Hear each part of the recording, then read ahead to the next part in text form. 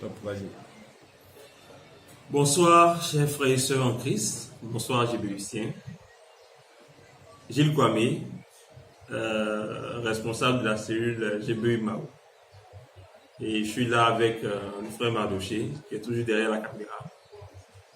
Et la sœur Rachel n'a pas pu nous rejoindre. Sûrement, elle est en train de participer au ministère du Touché. Donc, on va l'excuser, juste à cause de cela. Elle est excusée. Donc, le bureau est là en ce soir pour d'abord vous saluer. Ça fait vraiment un bon moment qu'on n'a pas pu se réunir. Et ce soir-là, on veut partager juste quelques minutes avec vous. Donc, s'il vous plaît, on ne va pas trop durer. Donc, ne cherchez pas à couper la vidéo pour partir. Prenez juste 15 minutes pour nous écouter. Ce serait suffisant pour entendre tout ce qu'on aura à dire. Donc, nous voulons partager juste un test biblique, comme nous le savons. Notre cellule est une cellule d'études bibliques. Précisément le test de 1 Corinthiens 9, versets 16 à 27. C'est une lettre que Paul avait amenée aux Corinthiens. Et précisément, Paul parle ici de son travail, son ministère et de ses aspirations, de la cible qu'il veut toucher. Et à la fin de ce test-là, nous allons donner aussi les différentes orientations que nous voulons que la cellule prenne. Voilà, donc le test, plusieurs parmi vous l'ont déjà lu à plusieurs reprises. Donc ça serait peut-être une information pour d'autres. Et nous aussi, on va vous épargner la lecture longue du test. Donc vous pourrez le lire à la maison. J'ai dit 1 Corinthiens 9, versets 16 à 17. L'épître aux Corinthiens, la lettre aux Corinthiens a été écrite par Paul. Et l'église de Corinthe, comme vous le savez, avait beaucoup de défis à cette période-là. Et il fallait pour Paul résoudre certains problèmes de cette église. Précisément, le chapitre 9 parle des aspirations de Paul par rapport à son ministère. Qu'est-ce qui le pousse vers son ministère? Donc, nous allons nous focaliser sur les versets 16 jusqu'à 27. Et donc, du verset 16 au verset 18, nous allons voir ici le travail de Paul, du verset 19 au verset 23, nous allons voir la cible que Paul veut avoir. Et du verset 24 au verset 27, Paul va nous parler d'une course à laquelle il veut participer. Et comme vous le savez, notre cellule est une cellule d'études bibliques. Nous avons une méthode que nous avons utilisée, la méthode OIA, observation, interprétation et application. Donc le verset 16 au verset 28, verset 16 au verset 18, excusez-moi, je lis avec votre permission. Pour moi, annoncer la bonne nouvelle, ce n'est pas une raison d'être fier, car je ne peux pas faire autrement. Quel malheur pour moi si je n'annonce pas la bonne nouvelle. Verset 17. Si c'était moi qui avais choisi ce travail, oui, j'aurais droit à un salaire. Mais comme je ne peux pas faire autrement, je fais simplement ce que je dois. Verset 18. Quel est mon salaire? C'est d'offrir la bonne nouvelle gratuitement. Je l'annonce sans profiter des droits qu'elle me donne. Amen. Donc, côté observation, on peut se demander qu'est-ce que le texte nous dit sur l'œuvre de Paul. Et la réponse est simple. Paul doit faire l'œuvre de Dieu, doit annoncer la bonne nouvelle gratuitement. Il doit annoncer la bonne nouvelle sans recevoir quelque chose en retour. C'est une déclaration qu'il fait ici. Et au niveau de l'interprétation, excusez-nous, on a des... Ok, d'accord, on continue. Donc, je reprends. Au niveau de l'interprétation. Ok, donc au niveau de l'interprétation, au niveau de l'observation, je disais que Paul annonce la bonne nouvelle gratuitement. Et c'est de cela qu'il parle dans cette partie du test. Interprétation. Pourquoi Paul, qui était serviteur à plein temps, dit faire cette œuvre-là sans gain? Vous savez, de nos jours, on a des hommes de Dieu aussi qui font l'œuvre de Dieu aussi à plein temps. Mais lui, particulièrement dans ce test, il met un point d'honneur pour dire il ne veut pas, il veut faire cette œuvre-là sans gagner quelque chose.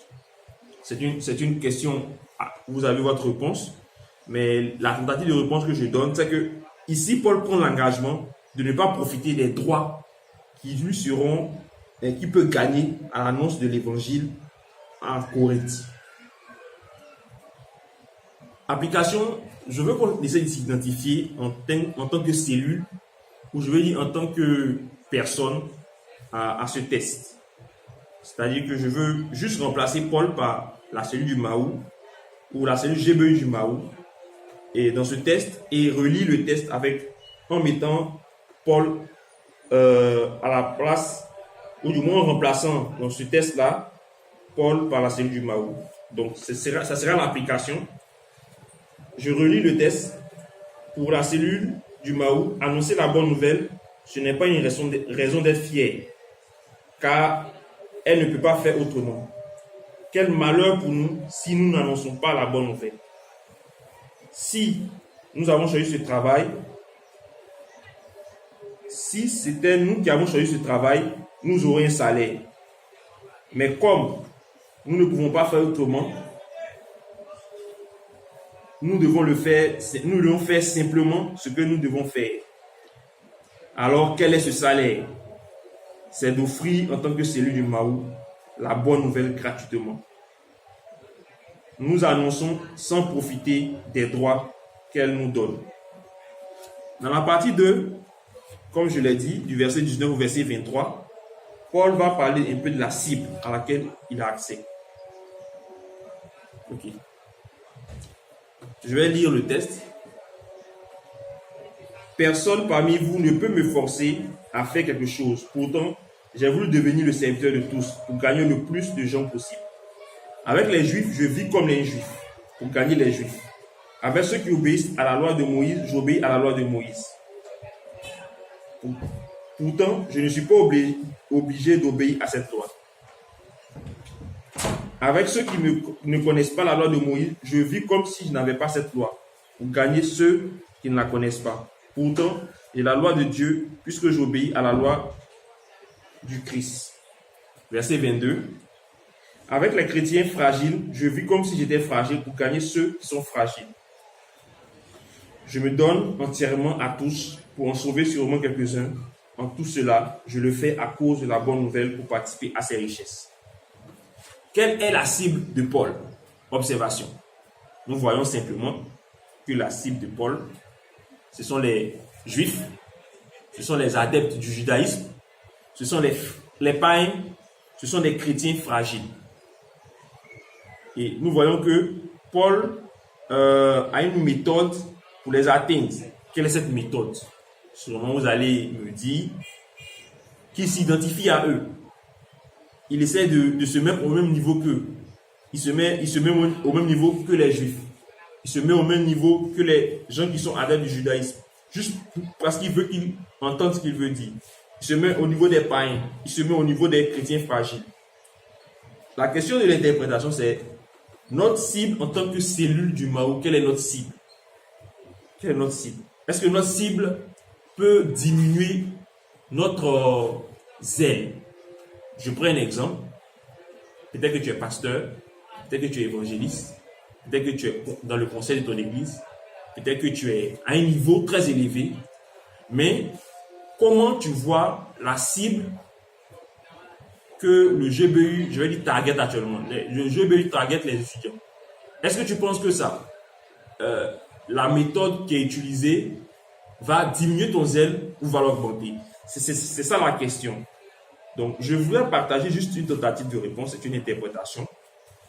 Ici, Paul ne descend pas. Pour lui, atteindre l'objectif, c'est malgré son niveau très élevé dans la foi ou dans son ministère, se réduire à niveau, descendre au niveau de la cible pour qu'elle puisse comprendre. En tant que cellule, nous avons aussi besoin de descendre au niveau des étudiants, descendre au niveau du ministère des étudiants pour pouvoir atteindre nos objectifs. Notre cible est les étudiants. Et je peux même dire que dans l'application ici, nous allons dire plutôt en tant que cellule du Maou, avec les étudiants, nous allons demeurer comme des étudiants. Avec des poches universitaires, nous allons demeurer comme des poches universitaires. Même si nous sommes intellectuels, même si nous avons des gros diplômes, même si nous avons un chemin de parcours élevé, même si nous avons vraiment un ministère assez grand, Mais nous devons descendre au niveau des étudiants et comprendre leurs défis pour pouvoir avancer. Troisième partie, c'est la course dont Paul nous parle. Au stade, tous les coureurs font la course. Verset 24. Mais un seul gagne le prix. Vous ne savez donc pas cela? Alors, courez pour gagner le prix. Tous les sportifs s'entraînent en se privant de beaucoup de choses. Eux, ils le font pour gagner une récompense qui ne dure pas. Nous, c'est pour une récompense qui dure. C'est pourquoi moi, je cours. Pas au hasard, je suis comme un boxeur. Je ne donne pas des coups dans un vide. Je traite mon corps durement, j'en suis totalement maître. Sinon, moi qui ai annoncé le message aux autres, je risque d'être éliminé. Le test nous parle d'un sport. Nous voyons qu'il y a la course, un peu la boxe. Il y a, je ne sais pas si dans cette cellule, certaines personnes font l'un des deux sports, mais moi, souvent, je cours un peu. Je ne sais pas, Mardoché fait un peu la boxe. C'est ce qu'il me disait tout à l'heure, donc c'est un boxeur. La lutte. Donc voilà, ok, il dit la lutte, donc Mardoché fait la lutte. Et puis bon, il y a d'autres personnes dans la cellule qui participent à l'un des deux sports. Donc, c'est ici, dans l'interprétation, la question c'est pourquoi Paul compare cette activité, on va dire spirituelle, comme un sport. Pourquoi?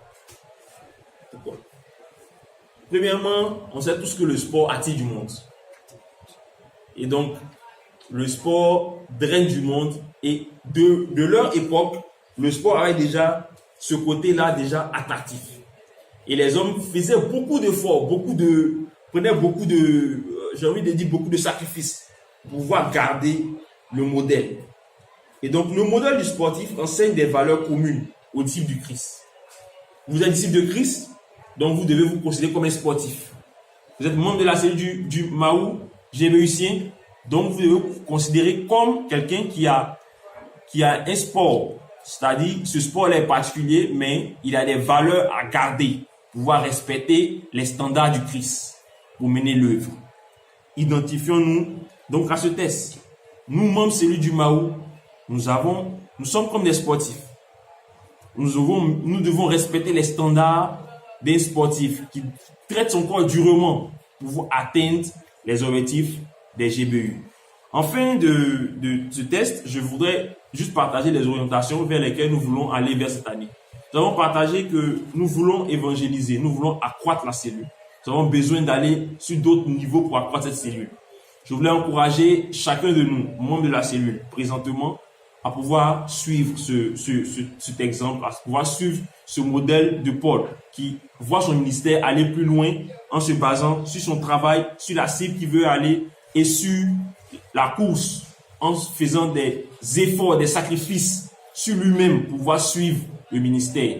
Nous allons reprendre la cellule au Maou directement, présentement ici chez moi, avec les frères avec qui nous serons. Et je souhaiterais encourager ceux qui sont déjà dans d'autres quartiers à aussi former leur cellule pour que l'œuvre puisse avancer. Nous n'allons pas nous arrêter à ce niveau-là à cause de certains moments de retard ou moments d'absence pour stopper la cellule. Je vais m'arrêter là et je vais prier que Dieu vous bénisse là où vous êtes, que nous puissions toujours continuer l'œuvre que notre Père nous a appelés à faire. Au nom de Jésus-Christ, j'ai prié. Amen. Amen.